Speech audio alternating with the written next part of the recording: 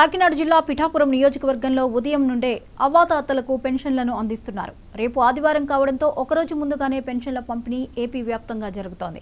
ఉదయం 9 గంటల సమయానికి 75% పెన్షన్లు పంపిణీ చేసినట్లు టీడీపీ మాజీ ఎమ్మెల్యే వర్మ తెలిపారు. సచివాలయ సిబ్బంది కూటమి శ్రేణులతో కలిసి వర్మ ఇంటింటి పెన్షన్ల పంపిణీలో పాల్గొన్నారు.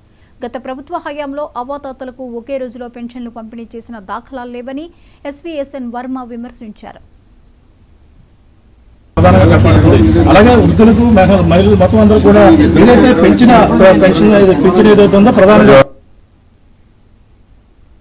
మండలం చేబ్రాల్ గ్రామం మరి పిఠాపురం టౌన్ కూడా వెళ్తున్నాం. పెన్షన్ల డిస్ట్రిబ్యూషన్ ఉదయం 6 గంటల నుంచి సచివాలయ సిబ్బంది, Telugu Desam party, Janasena party, BJP party కార్యకర్తలు అందరూ కూడా దగ్గరుండి ఇప్పుడు ఇంచుమించు 70%, మోర్ దాన్ 70% అయిపోయింది. చేసినందుకు వారందరికీ ధన్యవాదాలు తెలియజేస్తూ కూటమి ప్రభుత్వంలో చంద్రబాబు నాయుడు గారు, పవన్ కళ్యాణ్ గారి నాయకత్వంలో ఏదైతే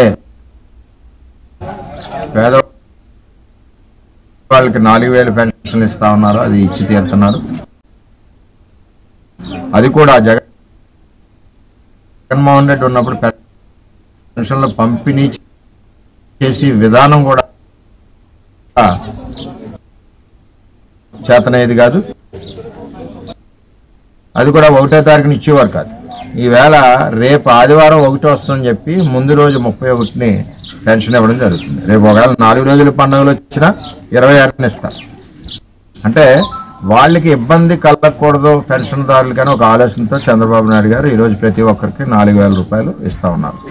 అసలు పెన్షన్ అన్నది తెలుగుదేశం పార్టీలో మొట్టమొదటిసారిగా ఎన్టీ రామారావు గారు 50 రూపాయల పెన్షన్ స్టార్ట్ చేశారు.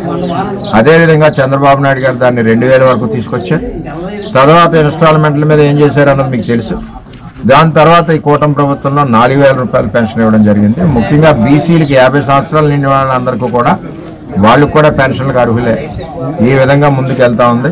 ఇది వరకు భర్త చనిపోయిన వాళ్ళకి పెన్షన్ ఇవ్వాలంటే ఇవ్వలేని పరిస్థితి. ఇంకా చేబ్రోలో ఉన్నారు. నేను తిరిగినప్పుడు చేబ్రోలో దగ్గర 90-80 ఉన్నారు.